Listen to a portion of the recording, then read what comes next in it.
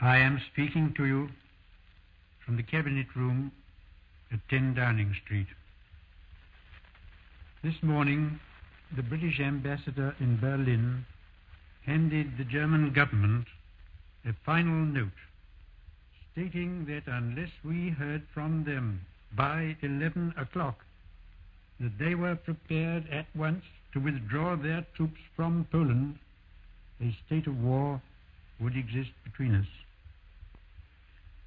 I have to tell you now that no such undertaking has been received, and that consequently this country is at war with Germany.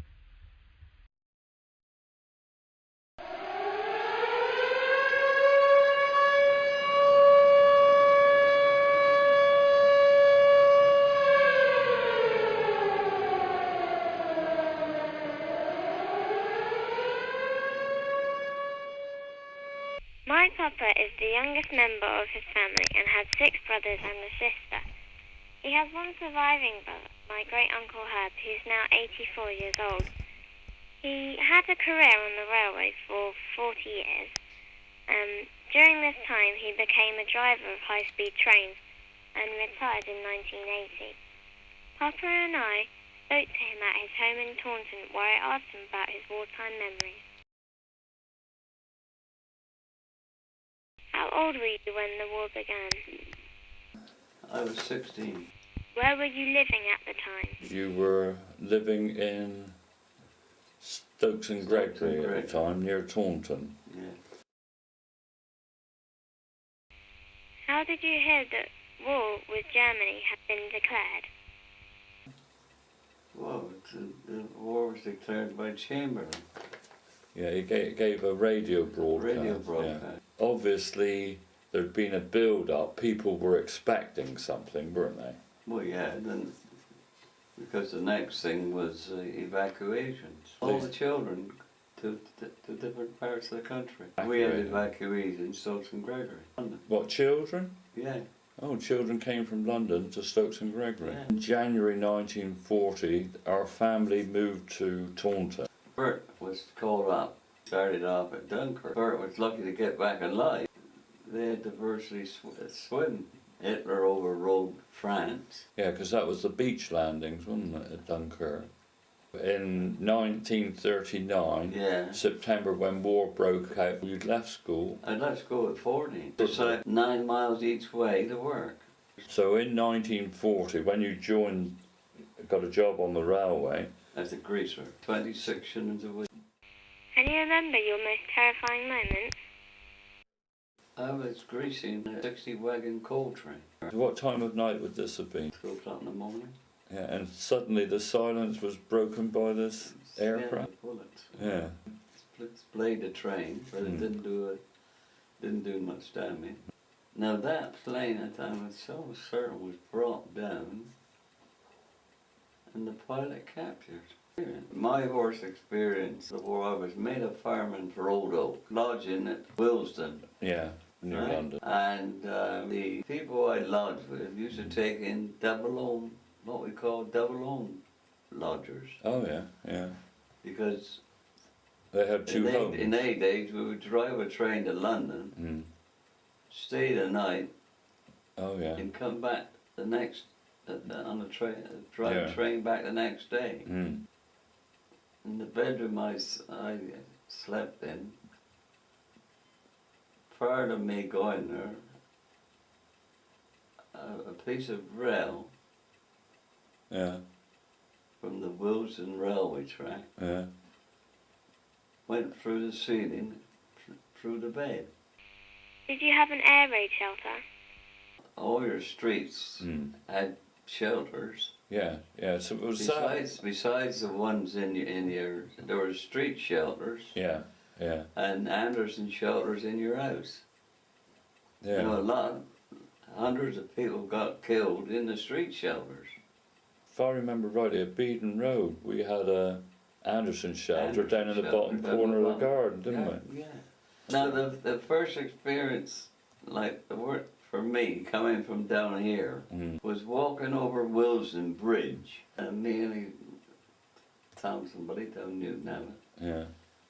the air raid sirens went, and all of a sudden there's all these planes come over, Yeah.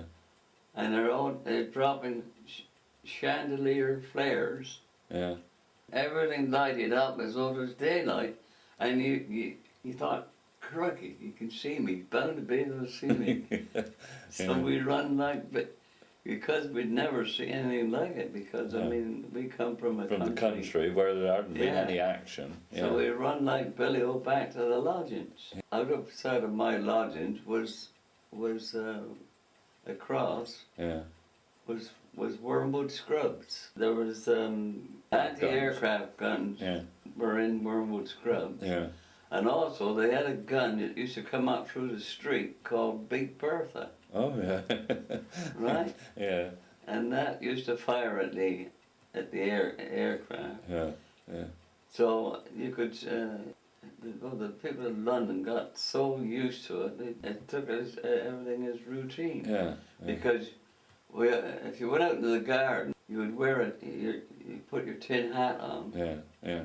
And because of all these guns that were in Wormwood Scrub, you would get shrapnel in the air. Oh yeah. Yeah. And you could hear this shrapnel Hitting your helmet. pinging your helmet. Yeah. What was it like during blackout?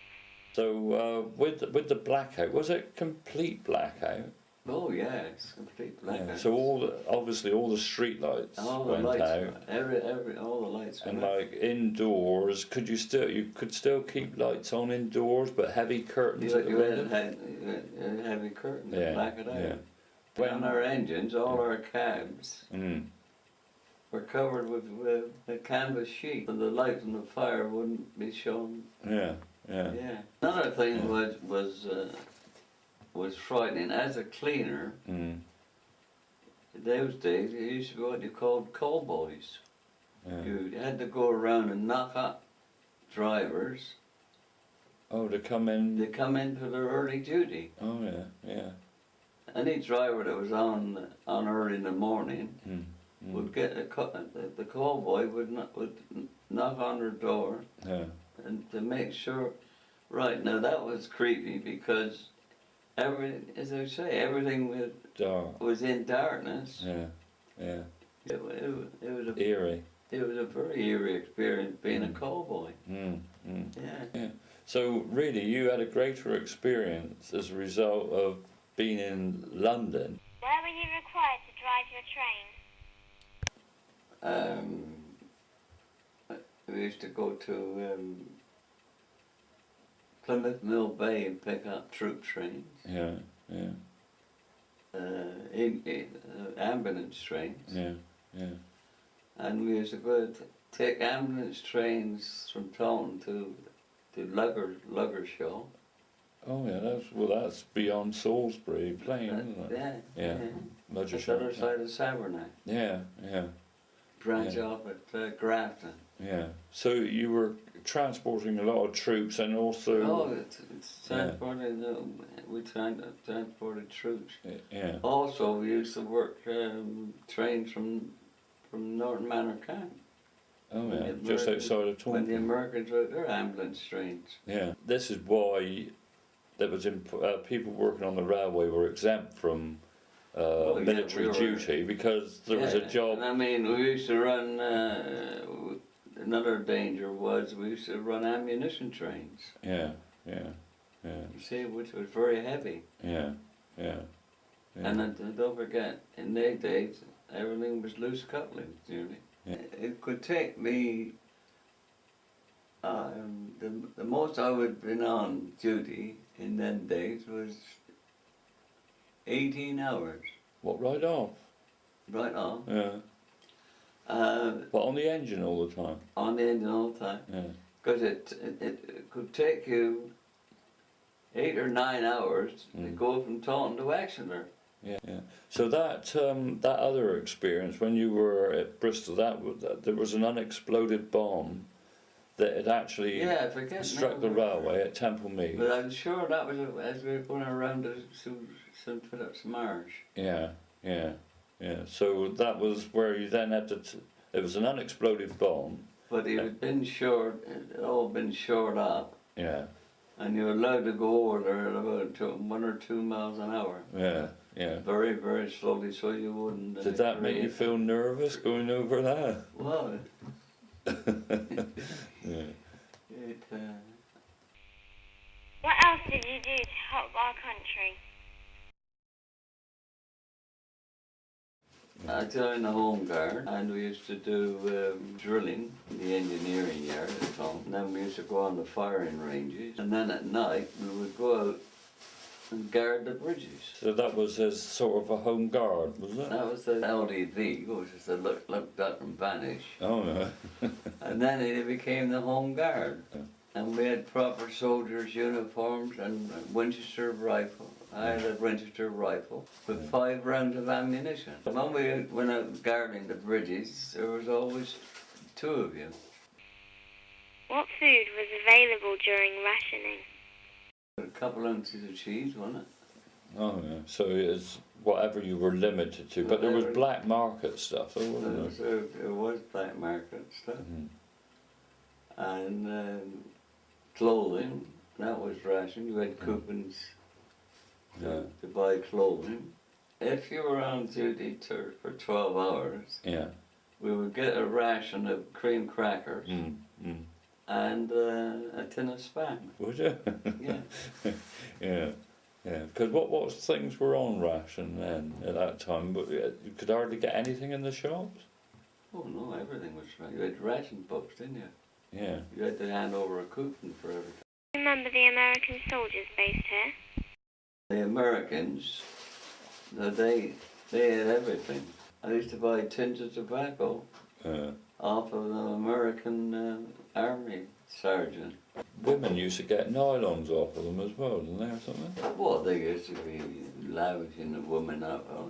And I mean, the same, and they used to visit people's houses, and they would bring ice cream with them, and the Yanks had everything. We had a supply of helmets and gas masks. Oh yeah, yeah. So how often did you put them on? The helmet you put on a lot, but the gas mask? You always carried it with you, did you? You always carried your gas mask with you. Mm. Yeah. Mm. But did you ever have to put it on? No, because they never used poison gas to them. No, no. Did you meet Audrey during wartime? Yes, and she lived in the next street, Valley Road. Then when the sirens went, you'd go up and they'd be all huddled up under the stairs or out in the shelter, Anderson shelter. Yeah, and this is where you... I used to go up there and, yeah. Yeah, so is that where you first met Audrey? In the Anderson shelter? In fact, Roy was courting Audrey in the first place. Yeah. And when he went to Reading, I took over. So you took advantage of the situation. Yeah.